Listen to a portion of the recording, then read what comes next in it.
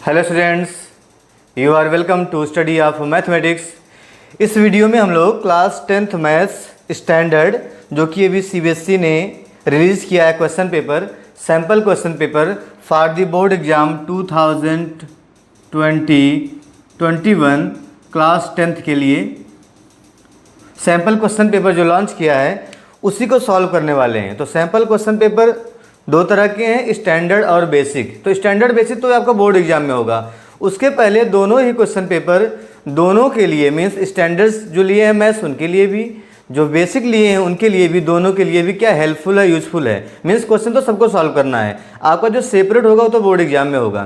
Questions ये नहीं कि स्टैंडर्ड के बेसिक में नहीं आएंगे या बेसिक के स्टैंडर्ड में नहीं आए, मीन्स आपको दोनों क्वेश्चन पेपर सॉल्व करना चाहिए, बोर्ड में अलग अलग होगा। ठीक है, तो ये 21 के लिए है, 2021 बोर्ड एग्जाम के लिए सैम्पल क्वेश्चन पेपर है। स्टैंडर्ड इसमें सॉल्व करेंगे हम लोग। स्टैंडर्ड का पार्ट ए, स्टैंडर्ड का पार्ट ए का सेक्शन फर्स्ट में मीन्स क्वेश्चन नंबर 1 to 16 इस वीडियो में हम लोग सॉल्व करेंगे। समझ रहे हैं? Class 10th maths standard part A section first में क्वेश्चन नंबर 1 to 16 इस वीडियो में सॉल्व करने वाले हैं। ये दोनों के लिए यूजफुल है, चाहे आप स्टैंडर्ड से एग्जाम देने वाले हैं चाहे बेसिक से। क्लियर हुआ? तो पहले एक बार फिर से हम लोग रिव्यू कर लेते हैं with in 5 minutes question paper का मॉडल क्या है। ऑलरेडी मैं इसका एक वीडियो बना चुका हूँ और उसको अपलोड कर चुका हूँ।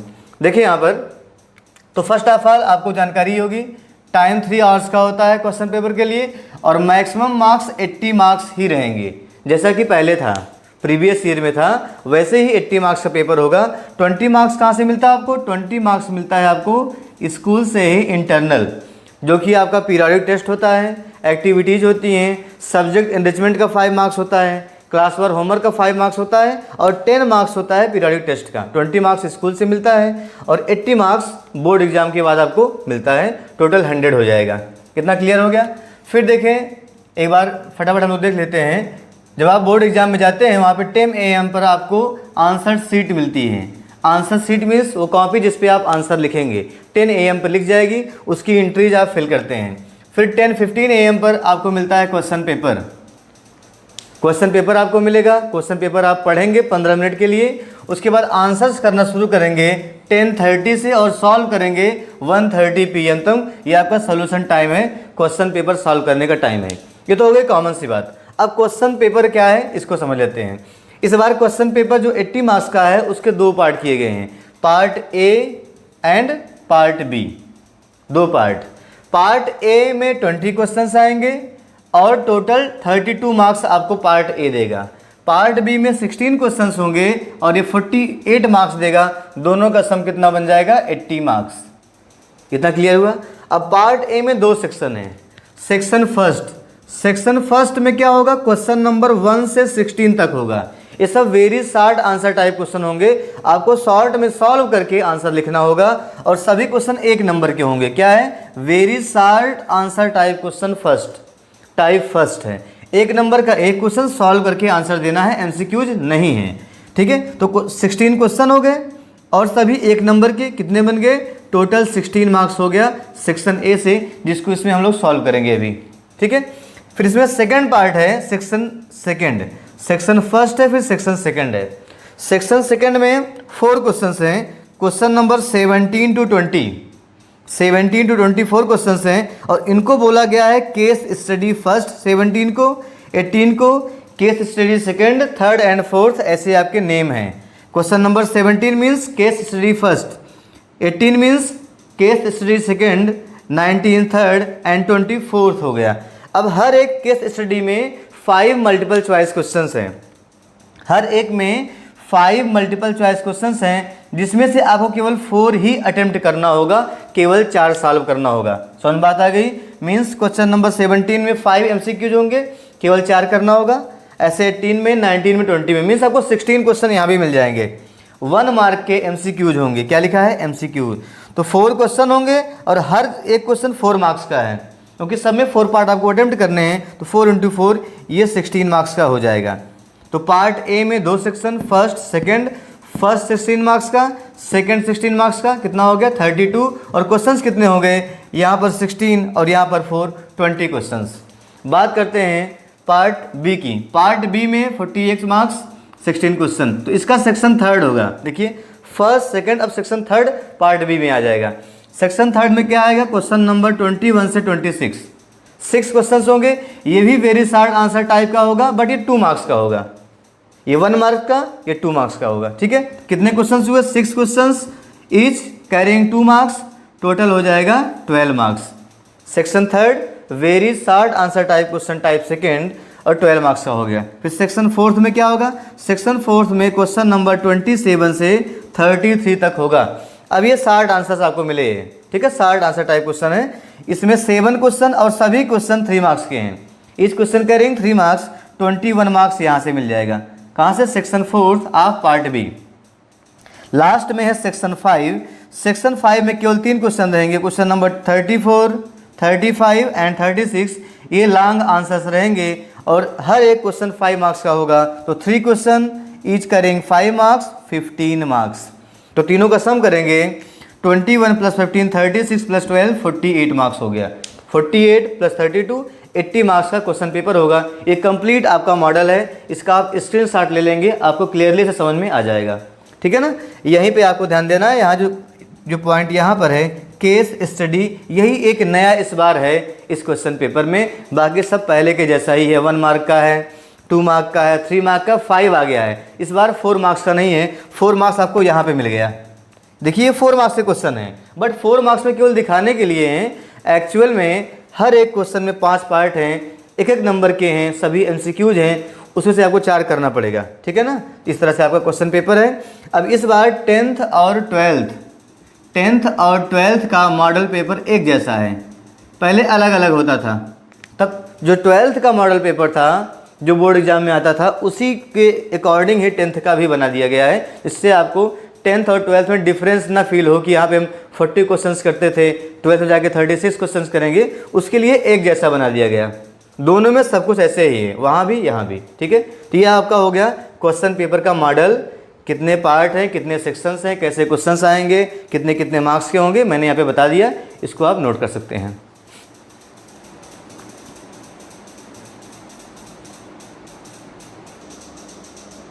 Now we are going to solve question number 1 to 16 of the sample question paper 10th Maths standard sample question paper का क्वेश्चन नंबर 1 to 16 सॉल्व करेंगे।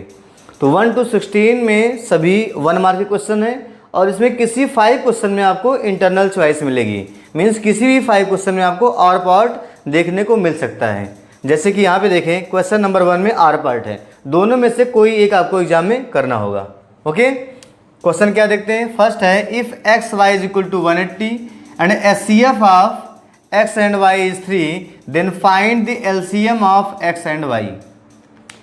x एंड y मीन्स ये कोई दो नंबर हैं, दो नंबर का मल्टीप्लिकेशन, दो number का प्रोडक्ट कितना गिवन है, 180 गिवन है, HCF गिवन है 3, तो LCM फाइंड करना है।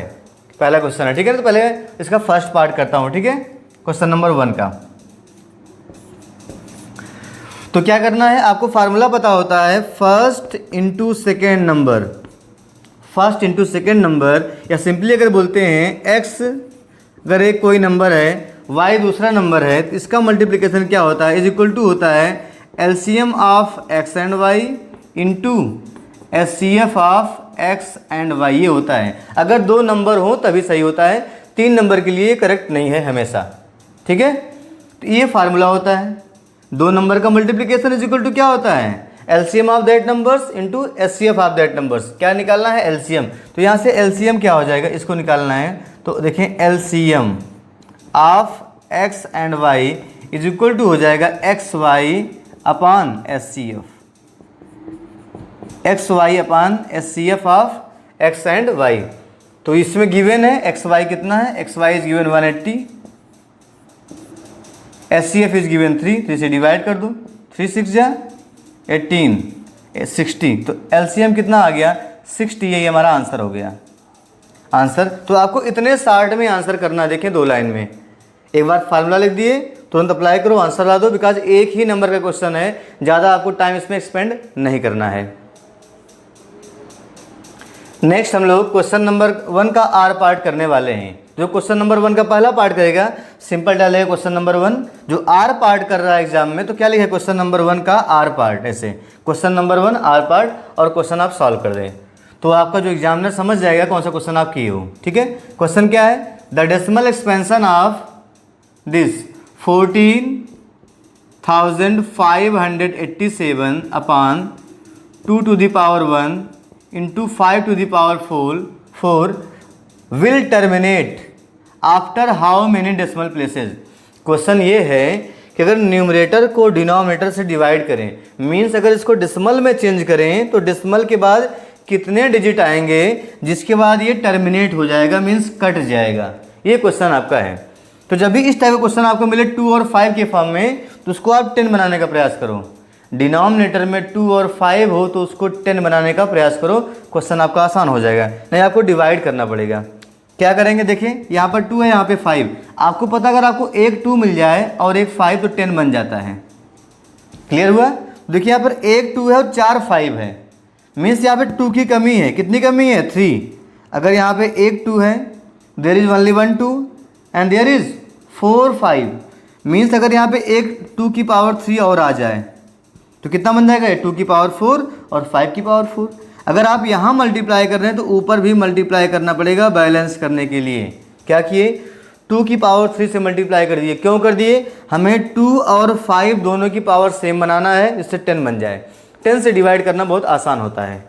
ठीक है, बात समझ गए? यहाँ पे 2 की पावर 1 थी, यहाँ पे 2 की पावर 4, दोनों का पावर सेम नहीं था। सेम कब होता? जब यहाँ पे 2 की पावर 3 और आ जाता, मीन्स 2 की पावर 4 होता। तो क्या किए?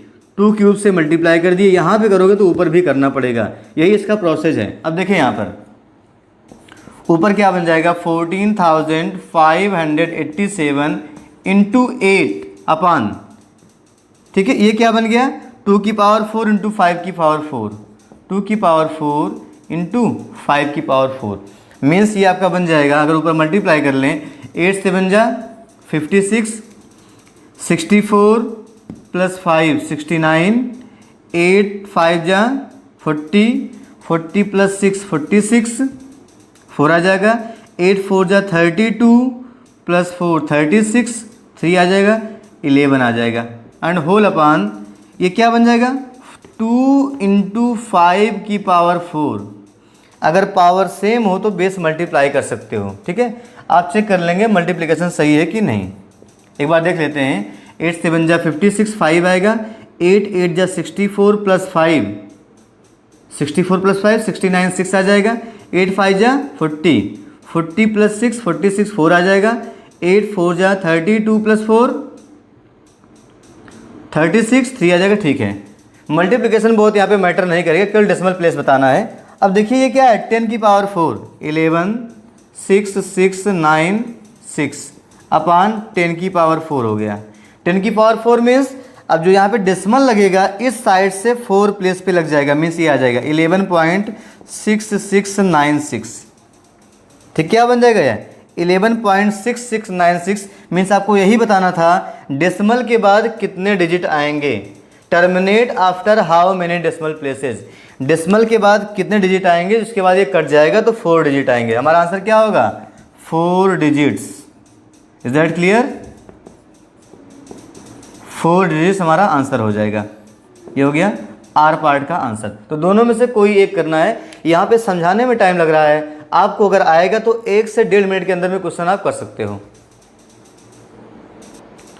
Now question number 2 is if the sum of zeros of the quadratic polynomial this 3x square minus kx plus 6 is 3। Sum कितना गिवन है जीरोज का? 3। Then find the value of k की value find करना है। तो आइए solve करते हैं क्वेश्चन नंबर 2। ठीक है, तो पहले जो पॉलिनोमियल है उसको वहाँ पे कॉपी कर लेते हैं। पी एक्स कितना है? ये है 3x square minus kx plus 6। ये है स्टैंडर्ड फॉर्म से जब कंपेयर करते हो तो क्या मिलता है हमको? यहाँ पे ax square plus bx plus c, इससे कंपेयर करोगे तो a b c की वैल्यू निकालती है। पहले a की वैल्यू कितनी आ गई? 3, b is equal to minus k, c is equal to 6। ठीक है, ये आपका हो गया। एक नंबर क्वेश्चन है, बहुत लॉन्ग नहीं करना, शॉर्ट में ही करना है। ये पॉलिनोमियल गिवन था, ये स्टैंडर्ड फॉर्म से कंपेयर कर लिए। कंपेयर करने के बाद तब ए बी सी आ गया है। क्योंकि ऐसा, बिकॉज हम जानते हैं सम ऑफ जीरोज होता क्या है, sum of zeros, sum of zero जिसे आप बोलते हो अल्फ़ा प्लस बीटा, ये होता है minus b upon a. Sum of zeros given है, आपको पता होना चाहिए, ये होता है माइनस बी अपान ए। तो सम ऑफ जीरोज गिवन है, इसकी वैल्यू गिवन है, सम ऑफ जीरोज गिवन है, कितना है 3 है। के फाइंड करना है माइनस बी, बी की वैल्यू क्या देखें यहाँ पर माइनस के, तो क्या बन जाएगा माइनस ऑफ माइनस के अपान ए की वैल्यू 3 हो गई। बात समझ में आई। सम ऑफ जीरोज इसके स्थान पर 3 माइनस बी अपान ए, बी की वैल्यू हो गई माइनस के, तो माइनस ऑफ माइनस के अपान ए 3। ये सॉल्व कर लेंगे, हमारा आंसर आ जाएगा।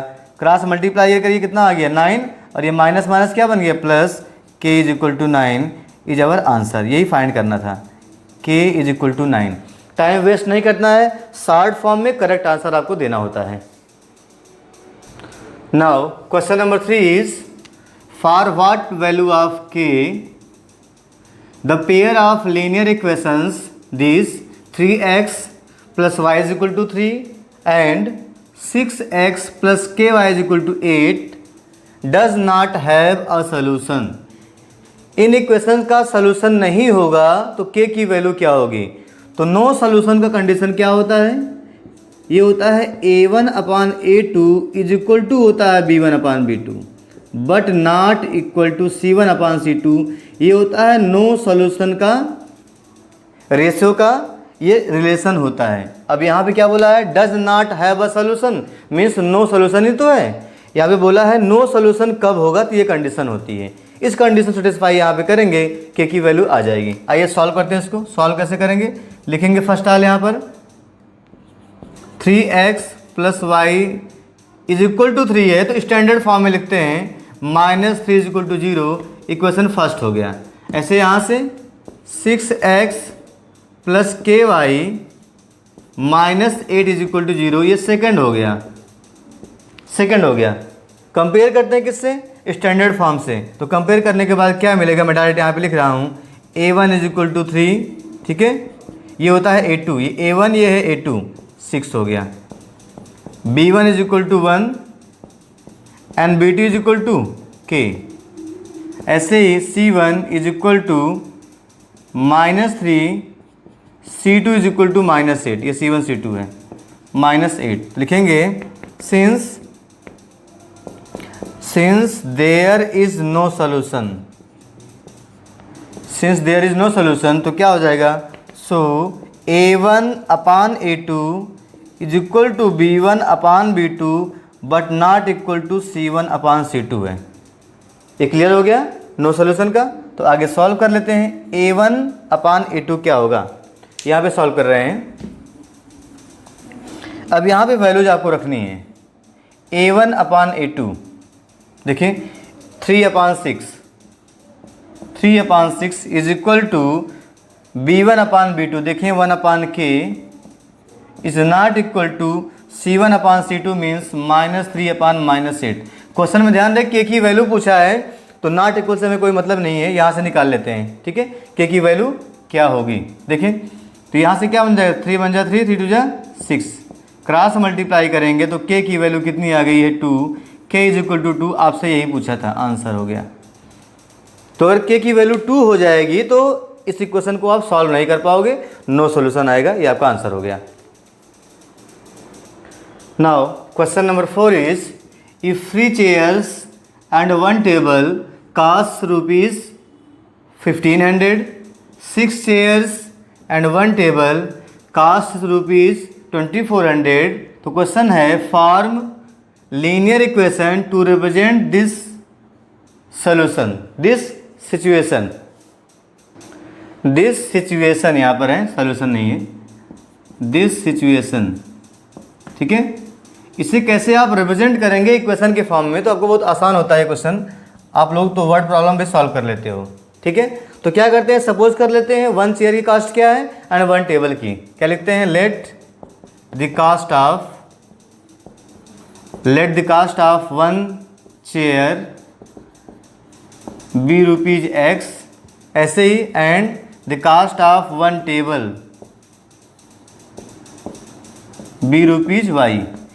एक चेयर एक्स रुपये में मिल रहा है और एक टेबल वाई रुपये में मिल रहा है। तो क्वेश्चन यहाँ पे देखें, लिखेंगे अकॉर्डिंग टू क्वेश्चन और आपको कंडीशन बना देना है। 3 चेयर्स, एक चेयर का दाम है एक्स रुपये, तो 3 कितने में मिलेंगे, 3 से मल्टीप्लाई कर देंगे 3x। एक टेबल वाई रुपीज़ में है, कुल कितना खर्च हो गया 1500 रुपीज़। ये पहला इक्वेशन बन गया, ठीक है, फर्स्ट इक्वेशन हमारा हो गया ये। सेकंड क्या है, 6 चेयर्स मीन 6 से मल्टीप्लाई कर दो 6x। उसके बाद 1 टेबल यहाँ भी है तो y ही होगा, 1 टेबल इज इक्वल टू 2400। बस यही इतना का आपको करना था, ये आपका आंसर हो गया। केवल और केवल इक्वेशन बनाना था। Now question number 5 is which term of the AP, ये AP गिवन है 27, 24, 21 डॉट डॉट डॉट इज 0। तो पहले आपसे पूछा है इस AP का कौन सा टर्म 0 होगा। तो कौन सा मीन्स nth, सपोज करते हैं हम लोग nth टर्म 0 होगा, ठीक है ना। पहले इसका फर्स्ट पार्ट करते हैं क्वेश्चन नंबर 5 का। फर्स्ट कह लेते हैं लेट nth टर्म, ठीक है, let nth term, let nth term, n term means क्या होता है an, let nth term that is an be 0, ये 0 होने वाला है, ठीक है। तो फार्मूला क्या होता है, an इक्वल टू होता है a plus n minus 1 into D. अब यहाँ पे क्या क्या गिवन है, an गिवन है 0, आपने क्या सपोज कर लिया, लेट nth टर्म बी 0, मतलब क्या हो गया, अगर मैं ऐसे लिख दूँ इसको, लेट nth टर्म बी 0, इसका मतलब होता है an आपने 0 बोल दिया। क्या बोल दिया, an इज इक्वल टू 0, तो an 0 हो गया। और यहाँ से AP गिवन है आपको, AP क्या है, AP है 27, 24, 21 डॉट डॉट डॉट। अब यहाँ पर फर्स्ट टर्म क्या होगा, फर्स्ट टर्म होता है जो पहला ही है, 27 मिल गया आपको, फर्स्ट टर्म 27, an आपने 0 सपोज कर लिया है। कॉमन डिफरेंस क्या होता है, second term minus first term, तो कॉमन डिफरेंस d आ जाएगा 24 माइनस 27 दैट इज -3। तो d की वैल्यू कितनी मिल गई हमको, -3। क्लियर, a मिल गया, d मिल गया, an 0 है, a आप निकाल सकते हो। आपसे फर्स्ट टर्म ही पूछा, सॉरी आपसे n पूछा है, तो यहाँ पे निकालने का प्रयास करते हैं। देखें अब यहाँ पे क्या होगा, an की वैल्यू क्या हो गया 0, अब इसी पे रखना है, an हो गया 0, लिखेंगे सिंस an 0 हो गया, a की value 27 plus n minus 1 into D की वैल्यू हो गई -3। समझ रहे हैं, d -3, a 27 और an 0। सॉल्व कर लें, 27 को इधर ला दो तो बन जाएगा -27 इज इक्वल टू, ठीक है। अब यहाँ पे चाहो माइनस से मल्टीप्लाई कर दो, बन जाएगा -3n माइनस माइनस +3, इसमें क्लियर हो गया। 3 को इधर ला देंगे तो कितना बन जाएगा ये, -27 -3 कितना बन जाएगा, -30 इज इक्वल टू -3n। -3 से डिवाइड कर दो मिल जाएगा 10। This implies n is equal to 10। n means होता है नंबर ऑफ टर्म्स। आपसे नंबर ऑफ टर्म नहीं पूछा है, पूछा है विच टर्म, कौन सा टर्म, तो क्या बोलेंगे आप, nth टर्म। आपने क्या लिया हुआ है यहाँ से, nth टर्म, तो हमारा आंसर क्या हो जाएगा, तो आंसर हो जाएगा 10th। n कितना है, 10th मीन्स हो जाएगा 10th टर्म। आपको आंसर ऐसे लिखना है, अगर यहाँ पे छोड़ते हो तो गलत है। यहाँ पे आपने केवल बताया हुआ है नंबर ऑफ टर्म्स, आपका आंसर क्या होगा 10th टर्म, ये आपका राइट आंसर होगा, नोट कर लें। अब इसके बाद इसका आर पार्ट देखें। आर पार्ट में देखिए क्वेश्चन आसान दे दिया है, आपको कुछ भी अलग से फाइंड नहीं करना है, ठीक है ना। आर पार्ट, तो क्वेश्चन नंबर 1 to 16 में आपको 5 आर पार्ट मिलेंगे। इसमें आपको a निकालना था, an निकालना था, d निकालना था। यहाँ पे सब कुछ दिया है, केवल फार्मूले में रखना है। फार्मूला क्या होता है लिख लेंगे, लिखेंगे since an is equal to a plus n minus 1 into d. तो अगर आपसे a पूछा है, a निकालना है, सबको इधर कर दो तो क्या बन जाएगा, this implies a is equal to हो जाएगा an, ये आ जाएगा इधर माइनस में, minus n minus 1 into d हो जाएगा, ठीक है। रख दो यहाँ पे, an की वैल्यू गिवन है 4 माइनस n की वैल्यू 7 माइनस 1 इंटू डी की वैल्यू -4। देखिए तो इससे सेकंड पार्ट आसान था सॉल्व करना। 4 ये हो गया 6, ध्यान दें ये कितना बन जाएगा 6 माइनस 6 इंटू -4, 4 बन जाएगा प्लस 6 4 जा 24, तो आंसर हो जाएगा 28। फर्स्ट टर्म इज 28 ये हमारा आंसर हो गया। First term is 28। Now question number 6 is for what value of k the equation 9x² + 6x + 4 = 0 has equal roots. तो इक्वल रूट्स की कंडीशन क्या होती है आपको पता होना चाहिए। If roots are equal then discriminant that is capital D = 0। D = 0 होता है मीन्स b² - 4ac 0 होता है। यही यहाँ पर अप्लाई करना है और हमें k की वैल्यू मिल जाएगी। क्वेश्चन नंबर 6 सॉल्व करते हैं। गिवन क्या है? गिवन है 9x² + 6x + 4 = 0। कंपेयर करेंगे स्टैंडर्ड फॉर्म से ax² + bx + c = 0। इससे कंपेयर करेंगे, ठीक है ना। लिखेंगे कंपेयरिंग बाई, इसको आप लिख देंगे कंपेयरिंग बाई। इससे कंपेयर करने पे क्या मिलेगा? We get. हम लोग यहाँ पे फाइंड करेंगे a b c कितनी है। यहाँ पे देखिए a की वैल्यू क्या हो जाएगी 9, b = 6 एंड c = 4। अगर हमको a b c हो गया है तो आगे लिखते हैं since roots are equal. Roots are equal, अगर रूट्स इक्वल होते हैं कंडीशन क्या होती है? d = 0 मीन्स b² - 4ac 0 ही होगा, तभी रूट्स इक्वल होंगे। अब यहाँ पे b a c की वैल्यू पुट कर दे यहाँ से तो आपको k की वैल्यू मिल जाएगी, ठीक है। 9x² + 6x + मैंने 4 लिखा हुआ है, 1 मिनट। यहाँ पर है 6kx, जब k होगा ही नहीं तो हम लोग क्या फाइंड करेंगे? 6kx + 4 है, ठीक है ना। 6kx है, kx तो यहाँ पे क्या बन जाएगा? 6k आएगा, 6k। Is that clear? अब यहाँ पे रखते हैं b² means 6k whole square -4 a 9 c 4 = 0। a c रख दिए यहाँ पर, ये बन जाएगा 36k² माइनस 36 × 4 होगा, ये 36 × 4 = 0। आगे ध्यान दें, दोनों में 36 कॉमन है तो क्या लिखेंगे? 36 कॉमन k² - 4, k² - 4 = 0। तो आपको पता है अगर दो फैक्टर 0 हो तो उनमें से कोई ना कोई एक तो 0 होगा ही। 36 तो 0 है नहीं, कौन सा हो जाएगा?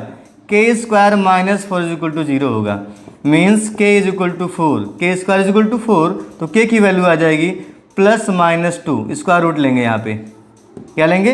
Square root. तो क्या मिल जाएगा? k = +-2, ये हमारा आंसर हो गया। k = +-2।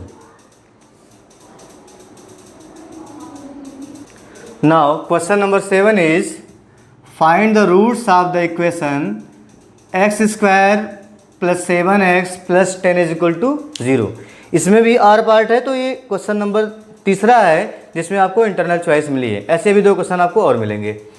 तो इसको सिंपली फैक्टराइज करना है और रूट्स फाइंड कर लेना है। रूट्स मीन्स क्या होता है? x की जो वैल्यूज आती हैं वही होते हैं रूट्स। तो क्या बनेगा यहाँ पे देखिए x² + 7x + 10 = 0। फैक्टराइज करना, देखिए यहाँ पर +10 है, यहाँ पे +1, मल्टीप्लाई करने पे क्या मिलेगा? +10। 10 के 2 फैक्टर जिसको प्लस करने पर क्या आ जाए? 7, तो होता है 5 × 2 10 एंड 5 + 2 7। तो क्या बन जाएगा ये?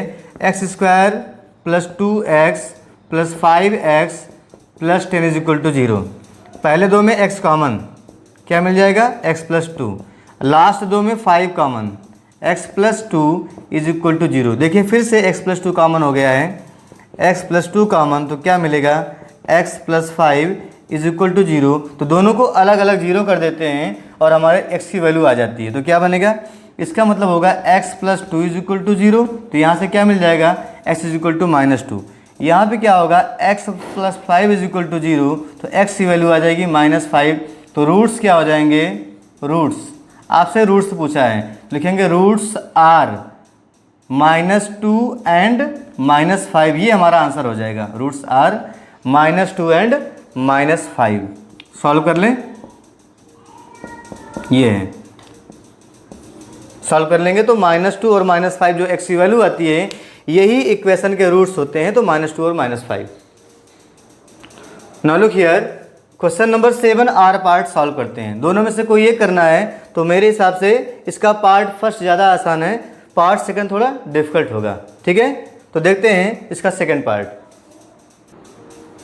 तो यहाँ पे देखिए क्वेश्चन क्या है, फॉर व्हाट वैल्यू और वैल्यूज ऑफ ए की किस वैल्यू के लिए क्वाड्रेटिक इक्वेशन जो यहाँ पे गिवन है 3ax² - 6x + 1 = 0 has no real roots. No real roots की कंडीशन क्या होती है, पहले तो आप समझ लें, जब d = 0 होता है तो बोलते हैं real roots that's are equal. अगर d पॉजिटिव होता है तो रियल रूट्स जो कि अलग अलग होंगे, अगर d नेगेटिव होता है तब क्या होते हैं, नो रियल रूट्स। तो d नेगेटिव यहाँ पे एप्लीकेबल है, क्वेश्चन में बोला है नो रियल रूट्स। तो now look here, first of all equation लिख लें आप, 30ax² - 6x + 1 = 0 और आप कंपेयर करते हैं, क्या लिखते हैं, कंपेयरिंग बाई। किससे कंपेयर करते हैं, हमेशा स्टैंडर्ड फॉर्म से, कंपेयरिंग बाई। देखिए यहाँ पे स्मॉल a यूज हुआ इसलिए मैं कैपिटल A ले रहा हूँ। ठीक है, ax² + bx + c = 0, तो हमें क्या मिल जाएगा, देखिए a की वैल्यू मिल जाएगी 30a। a means leading coefficient होता है, 30a हो गया। b की वैल्यू हो गई -6, b = -6 और c की वैल्यू हो गई 1, c = 1। ठीक है, फिर यहाँ पे लिखेंगे सिंस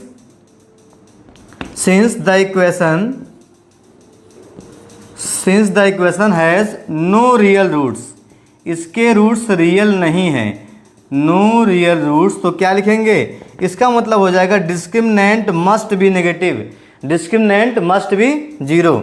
नेगेटिव का मतलब हो गया b² - 4ac, यहाँ पे कैपिटल लिए तो कैपिटल यूज करते हैं, b² - 4ac 0 से छोटा होना चाहिए, ये कंडीशन होगी नो रियल रूट्स के लिए। अब यहाँ पे b a c की वैल्यू पुट कर देंगे तो आपको आंसर मिल जाएगा। देखें b है 30a, तो यहाँ पे हो जाएगा 30a² - 4a b is 6, b is -6, तो -6 whole square 4 × 30a into c की वैल्यू है 1 < 0, ये होना चाहिए। ठीक है, ये हो जाएगा 36, नेगेटिव का स्क्वायर पॉजिटिव, 6 का स्क्वायर 36 माइनस 4 3 जा 120 a < 0। देखिए ओवरऑल दोनों 6 से डिविजिबल हैं, या बोले तो 12 से ही डिविजिबल हैं।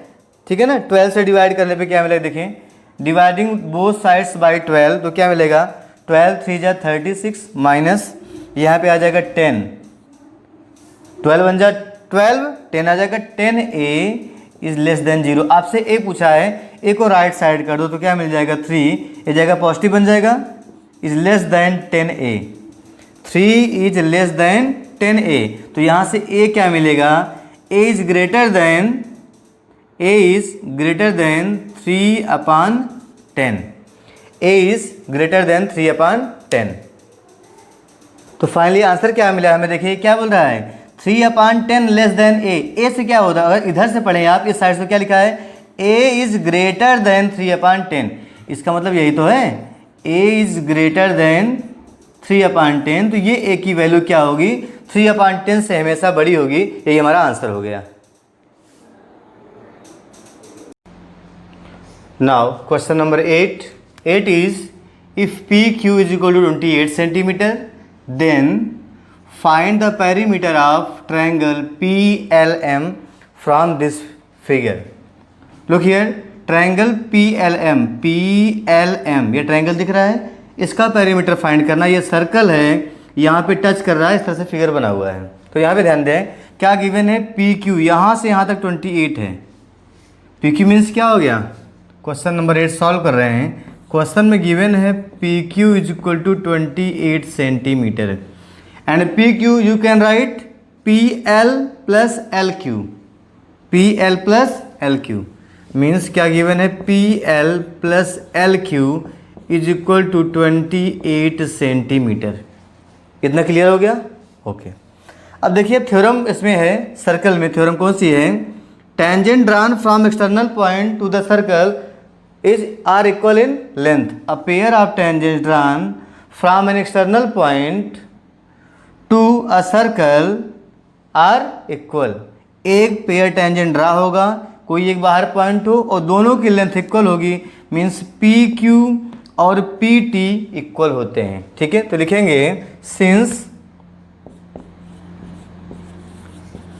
Tangents drawn from an external point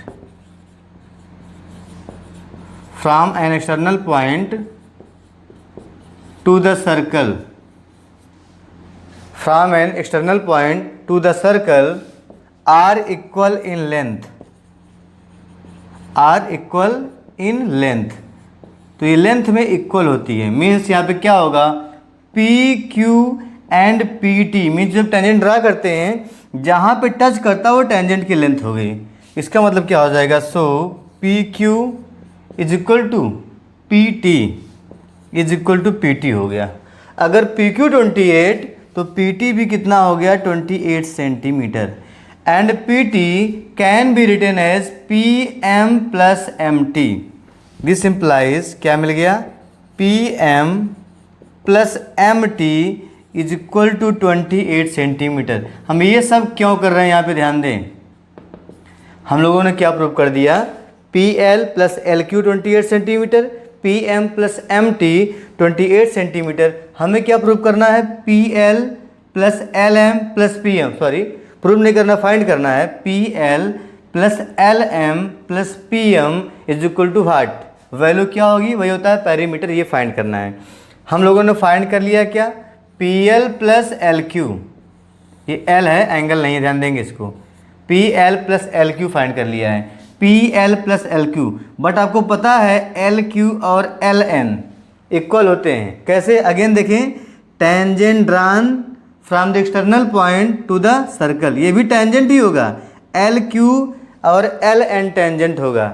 ऐसे ही इधर होगा एम टी और एम एन टेंजेंट होगा, ये एक्सटर्नल पॉइंट है, टच करके निकल जा रहा तो टेंजेंट है, एन एम एम टी भी टेंजेंट होगा, इक्वल होगा। ठीक है ना, लिखेंगे एंड क्या मिल जाएगा यहाँ से, L Q is equal to L N, L Q and L N, और यहाँ पे क्या बन जाएगा, M T is equal to M N, ये भी होगा। कैसे होगा, थ्योरम ये ऊपर लिखा है, यही थ्योरम दोनों बार यूज कर लिए हैं। ठीक है, अब देखें जहाँ पे एल क्यू लिखा है वहाँ पे एल एन रख सकते हैं, जहाँ पर एम टी लिखा है वहाँ पर एम एन पुट कर सकते हैं, ये हो गया थर्ड। तो आपको लिखना है from third equation first and second become, तो लिखेंगे फ्रॉम थर्ड इक्वेशन फर्स्ट क्या हो जाएगा, equation first implies P L as it is रहेगा। ठीक है, एल क्यू के स्थान पे क्या रख देना है, L N, at the place of L Q L N, तो क्या बन जाएगा, P L plus L N is equal to 28 centimetre. Clear हो गया। ऐसे ही इक्वेशन सेकंड को भी करना है।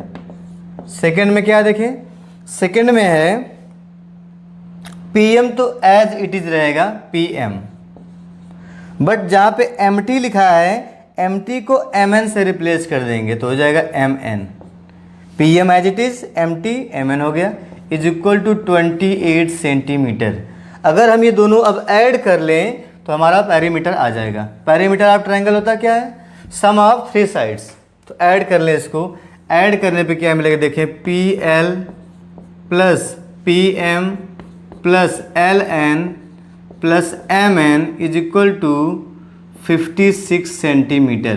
ध्यान दें, फिर से देखें p L plus P M plus ये इतना क्या है, L n plus n m है, l M is equal to 56 centimetre. This implies perimeter of triangle we have found, perimeter of triangle P L M is equal to 56 centimetre. तो थोड़ा सा question बड़ा है, बट आप difficult नहीं, आसान है, वैसे भी निकाल सकते हैं देख करके। ठीक है, तो चाहे आप थोड़ा सा इसको शॉर्ट भी कर सकते हैं, इतना लंबा ना लिख करके। ये आपका आंसर हो गया 56 centimetre. Now question number 9, if two tangents inclined at 60 degree, two tangents are inclined at 60 degree drawn to a circle of radius 3 centimetre. Means एक कोई सर्कल है, इस सर्कल पर दो टेंजेंट ड्रा किया गया है। कैसे ड्रा किया गया टेंजेंट? जो कि आपस में यहाँ पर बना रहा है 30 डिग्री, सॉरी 60 डिग्री। ये एंगल 60 डिग्री ऐसा बोला गया है। देखें, if two tangents inclined at 60 degree, 60 degree पर हूँ, drawn to a circle, circle पर टेंजेंट हूँ, ऑफ रेडियस 3 सेंटीमीटर। अगर ये सेंटर है तो ये है 3 सेंटीमीटर रेडियस, और ये भी क्या होगा 3 सेंटीमीटर रेडियस। ठीक है, then find the length of each tangent. ये है tangent P M and P N, ये टेंजेंट है। तो इस टेंजेंट्स की लेंथ फाइंड करनी है, और आपको पता है टेंजेंट की लेंथ सेम होती है। ठीक है, ये आपको फाइंड करना है। ये एंगल 60 डिग्री है, यहाँ पर 3 सेंटीमीटर, यहाँ पर 3 सेंटीमीटर है, तो फाइंड करना है पी एन कितना होगा। तो देखिए, अगर यहाँ से ज्वाइन कर दें आप, जैसे ही ज्वाइन करेंगे दोनों ट्रायंगल कॉन्ग्रुएंट होते हैं, ये बन जाएगा 30 डिग्री और ये भी हो जाएगा 30 डिग्री। ठीक है, दोनों कॉन्ग्रुएंट हो गए, 30 डिग्री 30 डिग्री। अब यहाँ से 30 हो गया, ये 90 होता है। Radius is perpendicular to the tangent at the point of contact, point of contact पर 90 बनाता है। ये 90, ये 30, ये 3 सेंटीमीटर। ट्रिग्नोमेट्री यूज करेंगे राइट एंगल ट्रायंगल में, और आपको टेंजेंट यहाँ से मिल जाएगा। तो यहाँ पे देखें, क्वेश्चन लिखेंगे according to question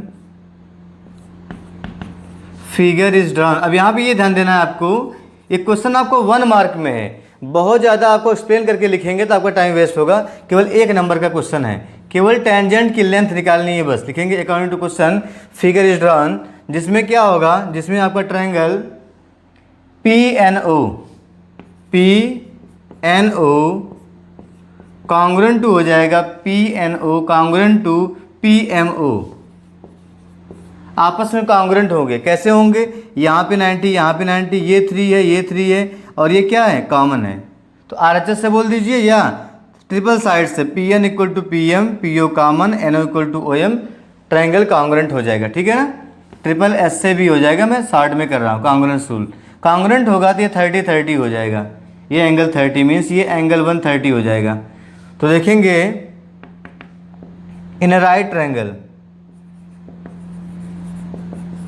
in right triangle PNO right triangle क्यों है? बिकॉज यहाँ पर 90 होता है। क्यों होता है लिख देंगे, since radius is perpendicular, radius is perpendicular to the tangent at the point of contact, at the point of contact, जहाँ पे आपस में मिलते हैं, पॉइंट ऑफ कांटेक्ट ये होता है जहाँ पर सर्कल पर टेंजेंट मिलता है। इसलिए क्या बन गया, ये राइट ट्रायंगल हो गया। ठीक है, तो राइट ट्रायंगल में लगाएंगे क्या, आपको फाइंड करना है PN। तो देखिए, अगर ये 30 है तो सामने वाला होता है परपेंडिकुलर, 90 के सामने हाइपोटेनस, ये होगा बेस, तो हमें कास लगाना पड़ेगा यहाँ पर। तो लिखेंगे cos 60 था, कितना बन जाएगा 30 30, cos 30 degree is equal to हो जाएगा बेस हो गया PN upon hypotenuse PO, base upon hypotenuse. अगर आप लगाते हैं, आपको PO नहीं पता है, ट्रिग्नोमेट्री में पढ़े हैं तो PO नहीं पता, क्या लगाएंगे, जहाँ पे आपको NO पता है और PN मीन्स आप पे tan लगाएंगे, कास नहीं, क्या लगाएंगे, tan। तो tan 30 इज इक्वल टू क्या होता है, परपेंडिकुलर अपान बेस, मीन्स आपका हो जाएगा NO अपान PN, NO अपान PN। NO कितना है, 3 है, PN तो फाइंड ही करना है। दिस इम्प्लाइज tan 30 की वैल्यू होती है 1 upon square root 3 is equal to 3 upon PN, और यहाँ से PN फाइंड करेंगे तो क्रॉस मल्टीप्लाई होगा, PN इज इक्वल टू आ जाएगा 3 स्क्वायर रूट 3 सेंटीमीटर। यही लेंथ ऑफ टेंजेंट है, दोनों की लेंथ सेम होगी। बहुत इसको सॉल्व करेंगे तो आपका बहुत टाइम जाएगा इसमें, और एक ही नंबर का क्वेश्चन है। और क्वेश्चन नंबर 9 में आर पार्ट भी है, ये आपका 4th क्वेश्चन है, इसमें इंटरनल चॉइस है। क्वेश्चन है P Q is a tangent to a circle with centre O at point P. Circle कोई है, उसका सेंटर है ओ, ठीक है, एंड पी क्यू टेंजेंट है। अगर पॉइंट यहाँ पे कोई पी है तो यहाँ पर पॉइंट क्यू है और ये टेंजेंट है। P Q is tangent to the circle with centre O at point P. P Q is a tangent to a circle with centre O at point P. Point P पर tangent है, ठीक है, यहाँ पर करेंगे। ठीक, आगे if triangle O P Q is an isosceles triangle. O P Q क्या है? आइसोसेलेस ट्रायंगल है O P Q. Then find O Q P angle O Q P. No, यहाँ पे मिस्टेक हुआ है, ये पॉइंट पी है, पॉइंट पी पॉइंट क्यू। क्या बोला है? Centre O at point P. P Q is a tangent to a circle with centre O at point P.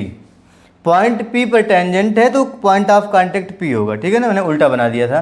क्या फाइंड करना है? ओ क्यू पी, ये वाला एंगल फाइंड करना है। देखिए सॉल्व कैसे करेंगे इसको। अब यहाँ पे ध्यान दें, ये रेडियस और टेंजेंट परपेंडिकुलर होता है, तो अगर ये 90 बन गया और ये आइसोसेलेस है, आपको पता है 90 के सामने वाला लॉन्गेस्ट होता है, मीन्स ओ क्यू तो सबसे बड़ा होगा, दो जो बच गया वही आपस में इक्वल होगा। ये तो होता है।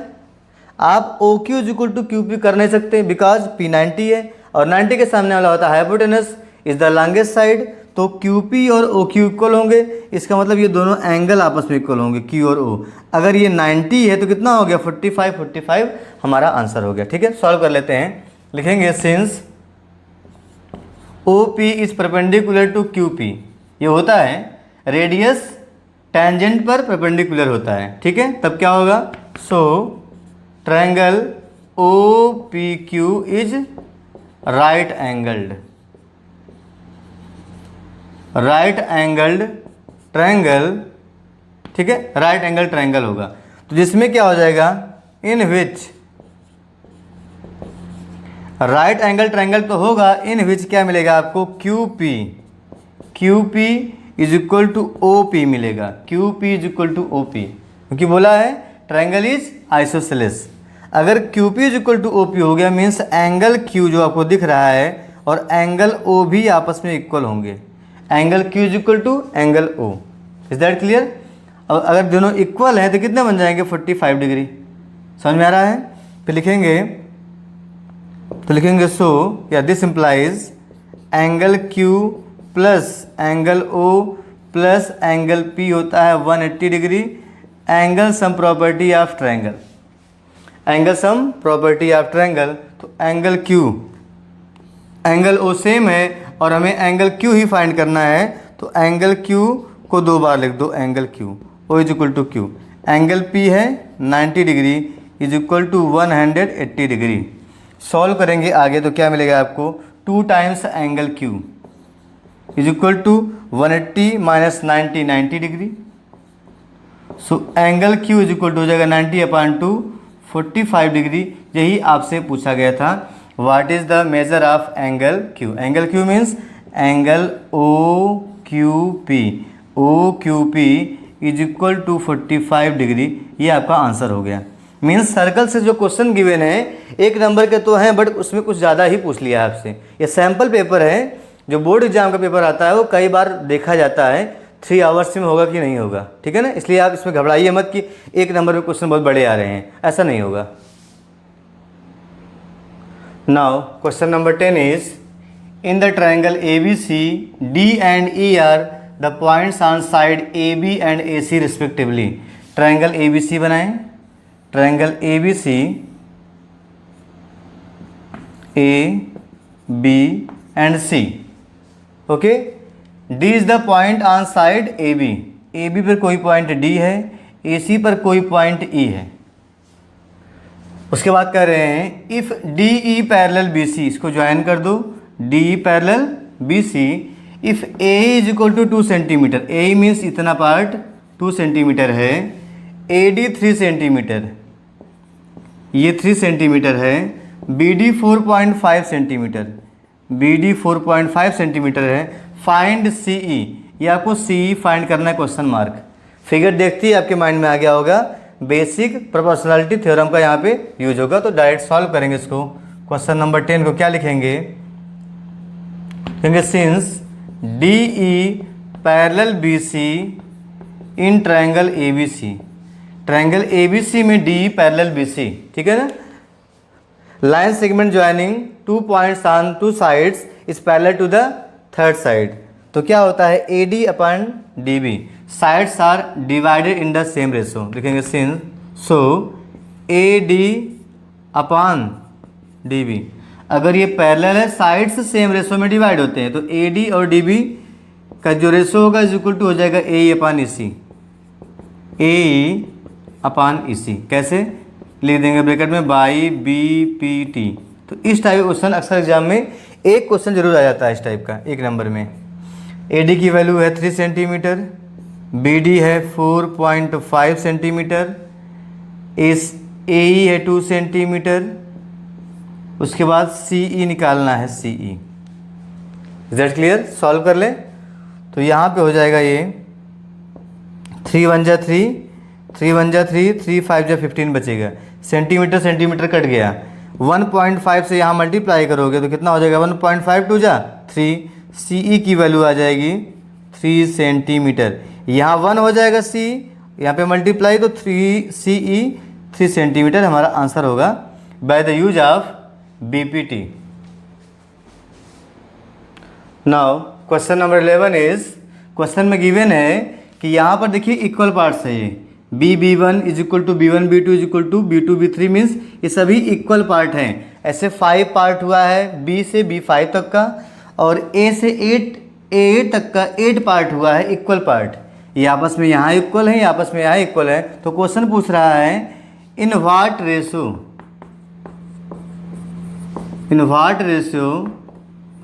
C divides AB, C divides AB, ये आपका क्वेश्चन है। कह रहा है कि पॉइंट C AB को किस रेशियो में डिवाइड करेगा, तो ये कंस्ट्रक्शन का क्वेश्चन है आपका। तो यहाँ से काउंट कर लीजिए, इधर से है AC कितना होगा, देखिए 1 से 8 पार्ट, तो AC हो जाएगा 8 पार्ट, ठीक है ना। AC का हो जाएगा 8 पार्ट, तो AC रेशियो क्या फाइंड करना है CB। क्वेश्चन यही है कि C पॉइंट AB को किस रेशियो में डिवाइड करेगा, तो means AC ratio CB find करना है। तो क्या होगा, AC कितना है, इधर से देखिए 8 पार्ट्स हैं, और इधर CB कितना है, तो आप इधर से काउंट करिए BC कितने हैं 5 पार्ट्स। Result clear. अगर आपसे ये वाला पूछा होता तब क्या लेते हैं 5:8 आता, इधर से आपसे क्या पूछा इस साइड से, तो यहाँ से क्या स्टार्ट है, इधर आप जा रहे हो तो 8, यहाँ पे इधर जा रहे हो तो 5। अगर आपसे पूछा होता कि B5 और A8 किस रेशियो में डिवाइड हो रहा है, तो 5:8 आता। आपसे क्या पूछा AC रेशियो CB, तो इधर से क्या है 8, इधर से 5, 8:5 हमारा आंसर सीधे हो जाएगा। Now question number 12, if sine A plus cos B is equal to 1 and also given A is equal to 30 degree and B is an acute angle, then find the value of B। Angle A यहाँ पर given है, angle B find करना है, तो यहाँ पे रख देते हैं, ठीक है। तो क्या बन जाएगा sine A plus cos B given है 1, sine A means sine 60 degree, क्योंकि A की 30 डिग्री, A की वैल्यू क्या है 30 है, sine 30 plus cos B is equal to 1। Sine 30 की वैल्यू क्या होती है ट्रिग्नोमेट्री रेशियो में, तो 1/2 होता है, ठीक है, plus cos B is equal to 1। तो यहाँ से कॉस B क्या होगा, cos B is equal to 1 minus 1/2, right side में जाएगा और 1/2 वापस मिलेगा, मीन्स कॉस B कितना आ गया 1/2। ये ट्रिग्नोमेट्री इक्वेशन है, इसको सॉल्व करना आपको आता है। अगर ये मतलब 1/2 में कॉस किसकी वैल्यू होती है, ये आपको अगर पता हो यहाँ पे रख दो, तो आपको पता होना चाहिए कॉस के फॉर्म में कॉस 60 डिग्री की वैल्यू होती है 1/2। अगर ट्रिग्नोमेट्री रेशियो में cosine of 2 angles, cosine of 3 angles are equal, means that's angles are equal, तो यहाँ से हो जाएगा B is equal to 60 degree, यही हमारा आंसर हो गया। क्या बोला था? एंगल भी एक्यूट है, एक्यूट है, ये हमारा फाइनल आंसर, नोट कर लें। Now question number 13, if x is equal to 2 into sine square theta, y is equal to 2 into sine square theta plus 1, then find x plus y. x plus y find करना है, तो रख दें यहाँ पर x plus y is equal to क्या होगा, x की वैल्यू y की वैल्यू रख करके आपको ऐड करना है। x की वैल्यू है 2 साइन स्क्वायर थीटा, y की वैल्यू है 2 कॉस स्क्वायर थीटा प्लस 1। यहाँ पे ध्यान दें, अगर 2 कॉमन कर लें तो ये आइडेंटिटी बन जाएगा। 2 कॉमन कर लिए क्या मिलेगा, sine square theta plus cos square theta bracket में 1, इसकी वैल्यू 1 होती है तो क्या मिल जाएगा, 2 into 1 plus 1, 2 plus 1 that is 3। तो x प्लस वाई कितना आ गया है, 3, यही फाइंड करना था। ठीक है, ये आइडेंटिटी होती है x square sorry sine square theta plus cos square theta is equal to 1। Now question number 14, in circle of diameter 42 centimetre an arc subtends an angle of 60 degree at the centre. जो arc centre पर angle बनाता है उस angle को बोलते हैं angle of sector. Means theta given है और डायमीटर डी गिवन है at the centre, pi use pi this, then what will be the length of arc. तो लेंथ ऑफ आर्क का फार्मूला होता है L is equal to theta upon 360 degree into 2 pi r. ये formula होता है length of arc का। Theta जहाँ पर क्या है, यहाँ पर थीटा है 60 डिग्री और आर क्या हो जाएगा, डायमीटर गिवन है तो 42 अपान 2 21 सेंटीमीटर।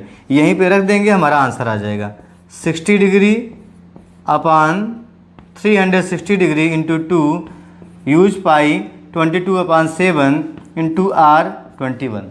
सॉल्व कर लें 60, तो यहाँ पे कितने टाइम्स आएगा, 6 टाइम्स आएगा। ठीक है, 7 3 जा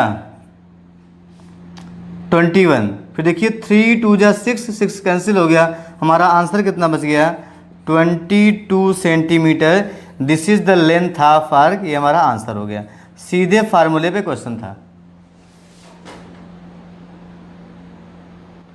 now question number 15, 12 solid spheres of the same radius r made by melting a solid metallic cylinder of base diameter 2 cm and height 16 cm।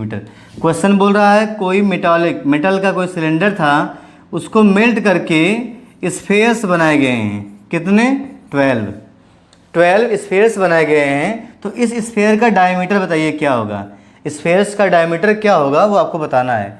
Find the diameter of each sphere. इसको melt करके आप ये बनाए हैं, means दोनों का volume same होगा, दोनों का वॉल्यूम सेम होगा। Volume of cylinder is equal to होगा volume of 12 same spheres. Volume melt करने पे वॉल्यूम चेंज नहीं होता है, यही कॉन्सेप्ट यहाँ पर है। ठीक है, तो सपोज कर लेते हैं हम लोग, क्वेश्चन नंबर ये 15 है, लिखेंगे अकॉर्डिंग टू क्वेश्चन। 1 नंबर का क्वेश्चन है, उतना ही करना है। तो क्या बोल रहा है, volume of 12 into volume of sphere, 12 into volume of sphere is equal to क्या हो जाएगा, वॉल्यूम ऑफ सिलेंडर। बस यही आपको अप्लाई करना है, मेल्ट करने पर वॉल्यूम चेंज नहीं होगा। ठीक है, 12 इंटू वॉल्यूम ऑफ स्फेयर होता है 4/3 पाई आर क्यूब।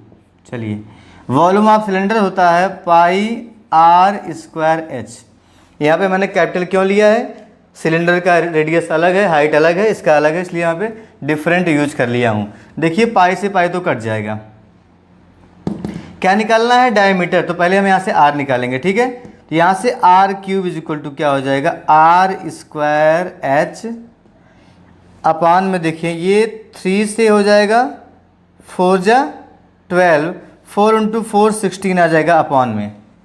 कितना क्लियर हुआ, देखिए 3 4 जा 12, 4 इंटू 4 यहाँ डिवाइड हो जाएगा 16।